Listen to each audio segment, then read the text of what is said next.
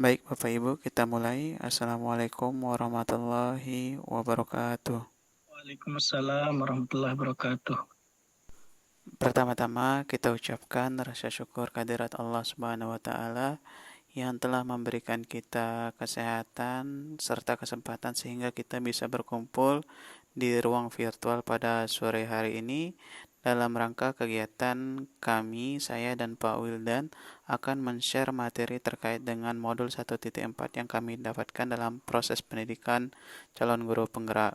Kemudian yang kedua, kami ucapkan banyak-banyak terima kasih kepada Bapak Ibu yang sudah berkesempatan hadir pada hari ini, karena ini merupakan suatu kehormatan Bapak Ibu sekalian bisa menghadiri undangan rapat yang sudah kami buat.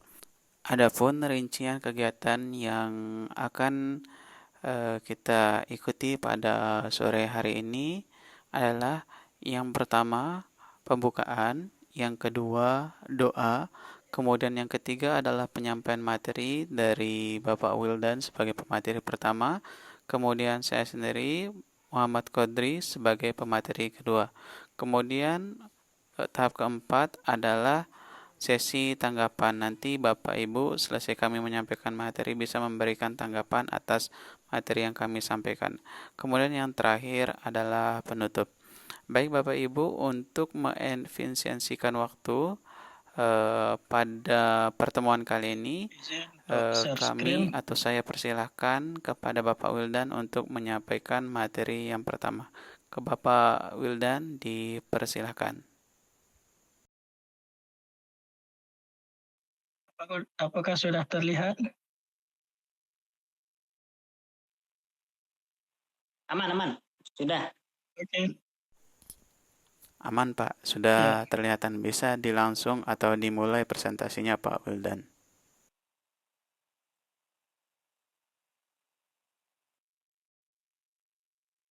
ya, baik Bapak Ibu semuanya. Sebelumnya saya mengucapkan terima kasih atas kesempatan untuk bergabung bersama kami untuk sharing terkait dengan modul 1.4 yaitu budaya positif. Jadi yang pertama saya sendiri akan mempresentasikan tentang budaya positif ini. Nah, budaya positif itu adalah sebuah konsep yang menekankan pada penciptaan lingkungan yang mendukung pertumbuhan dan perkembangan individu secara optimal.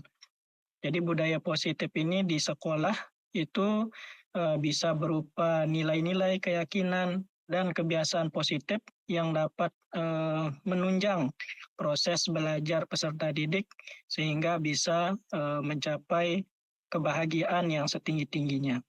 Nah, budaya positif ini itu berkaitan dengan filosofi pendidikan menurut Ki Hajar Dewantara, di mana menurut Ki Hajar Dewantara, tujuan dari pendidikan itu adalah untuk menuntun murid untuk menggapai kebahagiaan yang setinggi-tingginya, baik sebagai seorang individu maupun sebagai anggota masyarakat, sesuai dengan kodrat alam dan juga kodrat zamannya.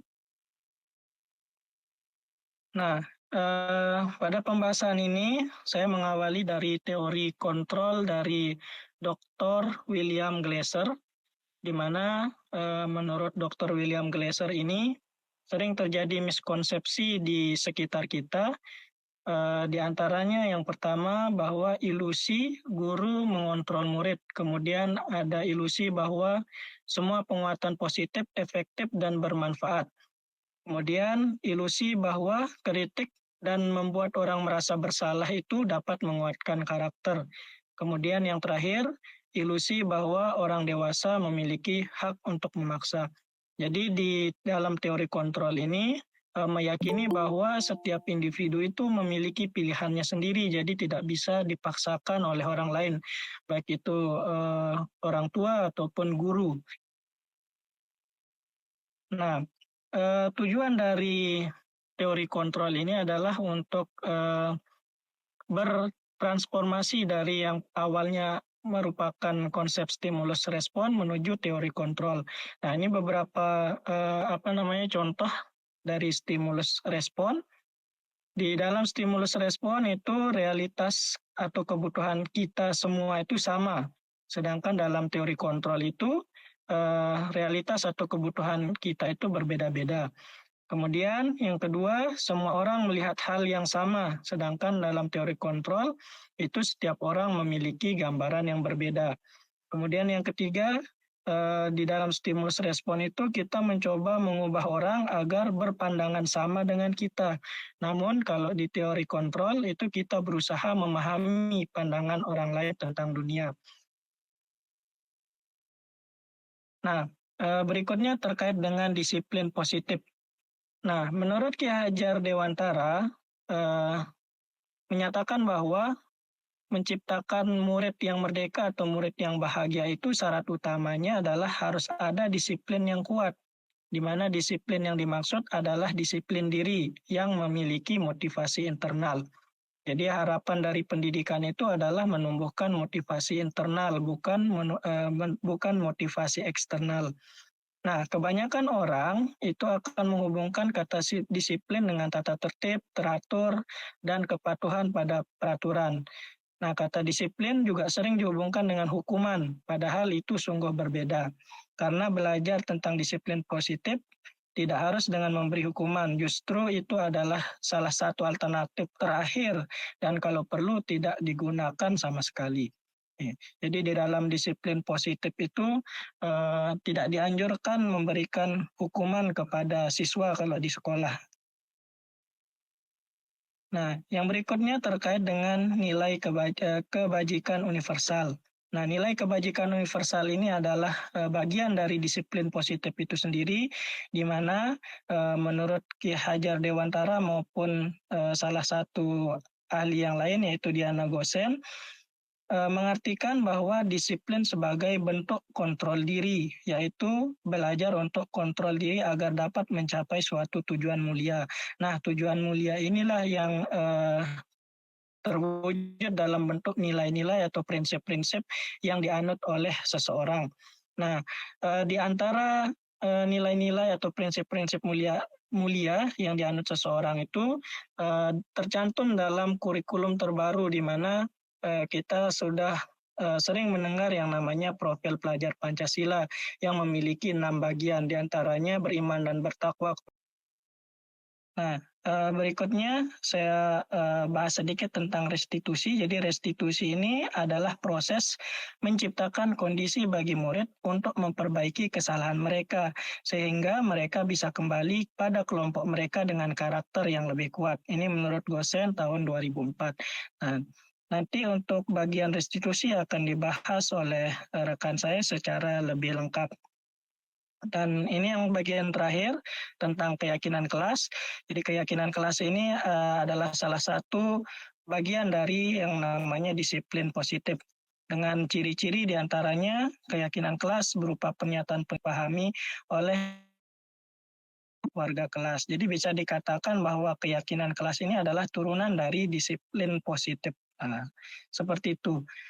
Nah, jadi mungkin itu yang bisa saya presentasikan. Saya kembalikan kepada Pak Kodri. Baik, terima kasih Pak Wildan.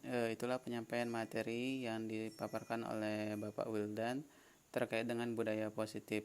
Jadi Pak Wildan sudah menyampaikan submateri yang pertama, kedua, dan ketiga. Kemudian saya akan lanjut menyampaikan submateri yang keempat, 5, dan 6. Adapun terkait dengan modul yang kami sampaikan adalah modul 1.4 tentang budaya positif. Izin untuk melakukan share screen Bapak Ibu. Apakah sudah bisa kelihatan slide yang saya tampilkan Bapak Ibu? Sudah. Oh, sudah. Ya. Baik, terima kasih atas kesempatan yang telah diberikan Bapak Wildan Hidayat kepada saya untuk melanjutkan penyampaian materi dari modul 1.4 ini tentang budaya positif. Adapun submateri yang akan saya sampaikan, yang pertama itu adalah tentang kebutuhan dasar, kemudian yang kedua itu tentang 5 posisi kontrol, dan yang selanjutnya adalah segitiga restitusi. Nah, perlu kita ketahui untuk poin yang pertama, apa yang dimaksud dengan kebutuhan. Jadi kebutuhan itu adalah segala sesuatu yang diperlukan oleh manusia untuk mempertahankan hidup dan mencapai kesejahteraan. Berdasarkan modul yang kami pelajari, terkait dengan ini terdiri dari beberapa bagian. Jadi kebutuhan itu terbagi menjadi 5 bagian. Yang pertama itu adalah bertahan hidup, kemudian yang kedua adalah kebebasan, yang ketiga kesenangan, keempat kasih sayang dan rasa diterima, dan yang terakhir adalah penguasaan. Nah, untuk poin yang pertama tentang bertahan hidup. Jadi, setiap individu itu membutuhkan 3 item utama. Ada namanya fisiologis, biologis, dan psikologis. Nah, fisiologis ini berkaitan dengan sandang, pangan, dan pakan. Kemudian biologis ini adalah melanjutkan keturunan atau bisa kita istilahkan dengan regenerasi. Dan yang selanjutnya adalah psikologis, perasaan aman. Jadi setiap individu itu menginginkan ini, khususnya siswa. Jika ini terpenuhi dengan baik, maka secara otomatis ini akan berdampak baik juga bagi dirinya. Kemudian yang kedua adalah kasih sayang dan rasa diterima. Jadi setiap individu itu menginginkan ia bisa diterima di dalam kelompoknya. Kemudian ketika dia bisa diterima, dia mengharapkan bisa disayangi dan memiliki hubungan yang baik dengan setiap individu yang ada di dalam kelompoknya tersebut. Untuk yang poin selanjutnya adalah penguasaan. Nah, jadi setiap individu itu pasti memiliki kompetensi. Nah, yang menjadi permasalahan adalah apakah ia terampil atau tidak. Nah, jadi ketika siswa atau individu memiliki kompetensi kemudian terampil, maka secara otomatis dia akan diakui atau dihormati dalam suatu kelompok. Dan yang selanjutnya adalah kebebasan.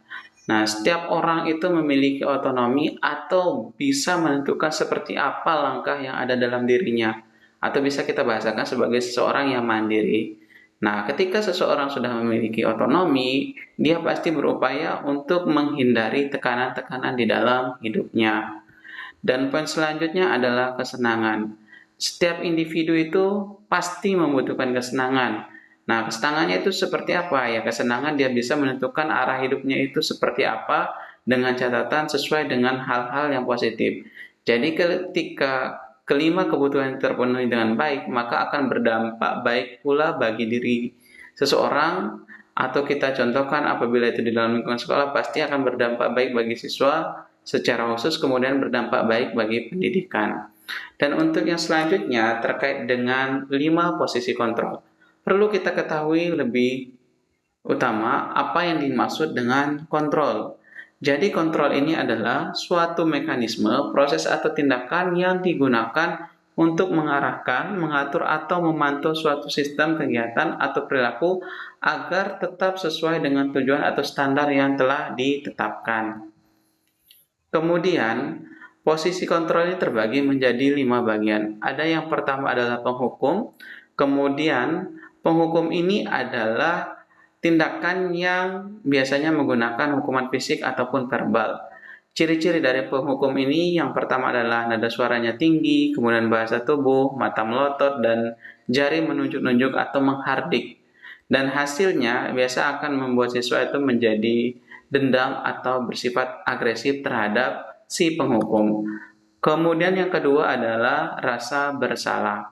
Nah, biasanya guru akan bersuara lebih lembut. Nah, ciri-ciri dari tipikal yang kontrol rasa bersalah ini adalah nada suaranya itu memelas, halus atau sedih, kemudian bahasa tubuhnya itu adalah merapat pada anak dengan kondisi yang lesu. Nah, hasilnya biasa akan membuat murid itu menjadi merasa bersalah. Dan untuk poin selanjutnya yang ketiga yakni memposisikan diri sebagai seorang teman. Nah, guru dengan posisi ini tidak akan menyakiti murid, namun akan tetap berupaya mengontrol murid melalui persuasif. Nah, ciri-cirinya adalah nada suaranya itu ramah, akrab, dan bercanda, kemudian bahasa tubuhnya itu merapat pada murid, mata, dan senyum jenaka. Hasilnya adalah murid akan merasa senang dan akrab dengan guru tersebut. Dan untuk poin keempat adalah posisi pemantau. Jadi pada posisi pemantau ini guru itu akan mengawasi. Nah, pada saat mengawasi dia akan bertanggung jawab atas perilaku orang-orang yang diawasi. Adapun ciri-cirinya yang pertama adalah nada suaranya itu datar, bahasa tubuh yang formal. Hasilnya adalah murid akan memahami konsekuensi yang harus dijalankan karena telah melanggar satu aturan yang ada di lingkungan pendidikan atau sekolah. Dan untuk posisi kontrol yang terakhir, yakni manajer. Jadi posisi kontrol manajer ini adalah posisi yang mempertanggungjawabkan atau mengkondisikan setiap anggota atau siswa itu dalam kondisi yang baik. Jadi ketika ada permasalahan, dia tidak langsung memberikan hukuman, tetapi akan berupaya untuk mencari alternatif-alternatif bersama dengan cara diskusi. Dan biasanya ciri dari posisi manajer ini adalah nada suaranya tulus, bahasa tubuh tidak kaku, dan mendekat ke murid. Dan hasilnya ketika menggunakan posisi kontrol manajer ini akan berdampak baik bagi siswa. Dan untuk poin selanjutnya, segitiga restitusi. Di sini kita perlu mengetahui lebih utama atau lebih awal apa yang dimaksud dengan restitusi. Jadi restitusi seperti yang disampaikan oleh pemateri pertama tadi adalah restitusi itu suatu proses dialog yang dijalankan oleh guru atau orang tua agar dapat menghasilkan murid yang mandiri dan bertanggung jawab. Kemudian posisi restitusi ini terbagi menjadi 3 bagian dalam proses pelaksanaannya. Yang pertama itu adalah menstabilkan identitas, kemudian yang kedua adalah validasi tindakan yang salah, kemudian yang ketiga menanyakan keyakinan. Untuk poin pertama, menstabilkan identitas, ini berdasarkan pada prinsip membuat kesalahan adalah bagian dari proses pembelajaran, kemudian menggeser identitas yang gagal ke identitas yang lebih baik. Dan untuk yang kedua, validasi tindakan yang salah itu berdasarkan pada prinsip setiap kali perilaku memenuhi syarat suatu kebutuhan tertentu, guru akan menggeser dari pemikiran stimulus respon menjadi proaktif, kemudian mengenali dan mengakui kebutuhan siswa itu akan memperbaiki hubungan dengan siswa. Dan poin yang ketiga adalah menanyakan keyakinan. Jadi menanyakan keyakinan ini adalah menanyakan keyakinan kelas. Seperti yang dipaparkan oleh pemateri pertama tadi, menanyakan terkait keyakinan kelas itu dibuat secara bersama di dalam kelas yang diajar atau di dalam kelas yang dibina. Nah, pada bagian ini terdiri dari siswa akan diberi pertanyaan-pertanyaan bermakna untuk memunculkan motivasi intrinsik siswa. Kemudian yang kedua adalah siswa akan mampu mengaitkan keyakinannya dengan tindakan yang sudah dilakukan. Nah, pada segi 3 restitusi ini, contoh yang kami buat bisa diakses melalui link drive yang kami tampilkan. Ini contoh kasus yang kedua juga bisa diakses melalui link drive yang sudah kami tampilkan. Itu saja penyampaian materi kami pada sore hari ini, semoga bermanfaat. Itulah penyampaian materi dari kami berdua. Jikalau Bapak Ibu ada yang ingin ditanyakan, silakan memberikan tanggapan. Ada Bapak Ibu, silakan. Mungkin bisa dibantu Pak Wildan. Bapak Ibu, kalau ada yang ingin ditanyakan terkait dengan budaya positif, disiplin positif, ataupun yang lainnya, mungkin bisa raise hand kemudian mengajukan pertanyaannya.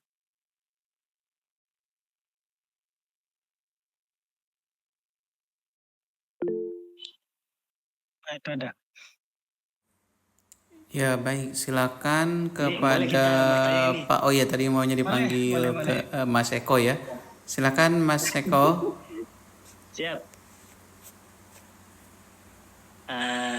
Baik, terima kasih Pak Wildan dan Pak siapa tadi, saya mohon maaf lupa namanya. Pak Kodri, Pak. Pak Kodri. Kaitannya dengan pembahasan kali ini menurut saya sangat menarik karena memang sangat bermanfaat untuk bagaimana menciptakan suasana kelas yang baik untuk nanti siswa itu kan bisa gampang menerima pelajaran-pelajaran yang kita berikan. Saya tertarik dengan tadi disampaikan tentang 5 posisi kontrol itu. Ada penghukum, ada rasa bersalah, teman, pemantau, dan manajer. Nah, saya mau bertanya tentang yang penghukum itu, karena kan kalau dilihat dari 5 posisi kontrol itu, yang bagian penghukum ini satu-satunya yang apa tadi mengakibatkan yang siswa itu gimana ya? Mendendam. Ya, pendendam gitu. Nah, bagaimana caranya kita tetap apa melakukan posisi kontrol ini, cuman meminimalisir potensi-potensi tadi. Itu kan tadi sedikit negatif kan akibatnya gitu, dan beresiko siswa itu mungkin jadinya bisa malas belajar dan lain-lain kan. Nah, kita sebagai guru itu tetap bisa melaksanakan posisi kontrol itu dengan baik, tapi gimana caranya bisa meminimalisir potensi-potensi negatif yang timbul kepada peserta didik itu. Itu aja sih sementara. Terima kasih. Baik, terima kasih atas kesempatan atau pertanyaan yang diberikan oleh Mas Eko tadi ya. Jadi untuk pertanyaan Mas Eko terkait dengan posisi kontrol yang penghukum ini, jadi ini adalah 5 posisi kontrol yang disarankan di dalam modul 1.4 yang kami bahas.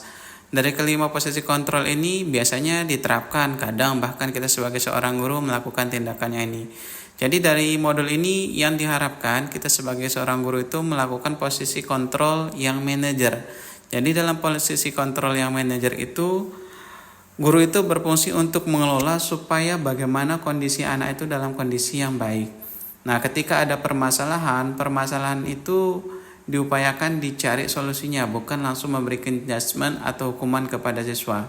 Nah, karena tidak jarang hal-hal yang terkait dengan penghukuman ini kita temukan di dalam kehidupan sehari-hari, jadi ini kita upayakan untuk kita hindarkan. Nah, untuk yang tadi yang saya sampaikan yang manajer itu, bisa kita gunakan ciri-ciri yang tadi yang sudah saya paparkan. Kalau seorang manajer itu seperti apa, kemudian ciri-cirinya seperti apa dan hasilnya akan bagaimana, dan biasanya ketika dari kelima posisi ini diterapkan, posisi manajer itu akan menghasilkan hasil yang lebih baik. Seperti itu, mungkin ada yang mau ditambahkan oleh rekan saya Pak Wildan Hidayat. Saya ingin menambahkan sedikit terkait pertanyaan dari Mas Eko. Jadi tadi memang untuk posisi kontrol sebagai penghukum itu seperti yang disampaikan Pak Kodri itu tidak disarankan ya. Jadi memang tujuan salah satu tujuan dari pendidikan yang kami ikuti itu adalah bagaimana seorang guru atau seorang pendidik itu bisa membangkitkan gitu motivasi intrinsik yang ada di dalam diri siswa. Sehingga ketika kita memposisikan diri sebagai posisi penghukum, tentu itu seperti yang saya sampaikan tadi terkait dengan teori motivasi, itu akan berdampak pada psikologis siswa dan itu masih sifatnya sebagai motivasi eksternal, sehingga kita perlu untuk memposisikan diri sebagai posisi kontrol yang lebih baik. Di antaranya ya sebagai teman atau sebagai pemantau, dan yang tertinggi itu memang sebagai sebagai manajer. Jadi seperti itu yang diharapkan dalam mengikuti pendidikan yang kami ikuti saat ini. Dengan di mana kita memposisikan diri sebagai manajer itu adalah posisi kontrol yang paling tinggi begitu. Terima kasih, itu saja yang saya tambahkan Pak Kodri. Ya, terima kasih Pak Wildan. Bagaimana Mas Eko? Apakah bisa diterima? Bisa. Terima kasih atas jawabannya Pak Kodri, Pak Wildan. Sharing yang sangat bermanfaat. Baik, terima kasih Pak Eko. Kalau sudah bisa diterima. Untuk rekan-rekan yang lain, Bapak Ibu yang lain, mungkin ada yang ingin ditanyakan atau ingin ditanggapi terkait dengan materi yang saya dan Pak Wildan tadi sudah paparkan. Apakah ada Bapak Ibu yang ingin ditanyakan? Ada? Baik, jikalau tidak ada yang ingin ditanyakan Bapak Ibu, kami rasa ini saja yang bisa kami sampaikan. Sekali lagi kami ucapkan banyak-banyak terima kasih kepada Bapak Ibu karena sudah meluangkan waktunya untuk mengikuti kegiatan yang kami adakan, yakni sharing ilmu pengetahuan tentang budaya positif. Ilmu ini kami dapatkan dari modul 1.4 di dalam pendidikan guru penggerak. Nah, sebelum kita mengakhiri kegiatan kita pada sore hari ini, Bapak Ibu, apakah boleh saya melakukan foto bersama? Jika boleh, mohon waktunya Bapak Ibu ya. Oke, saya hitung mundur. 1, 2, 3. Gaya literasi ya. Kemudian ikuti gaya menggenggam tangan seperti ini.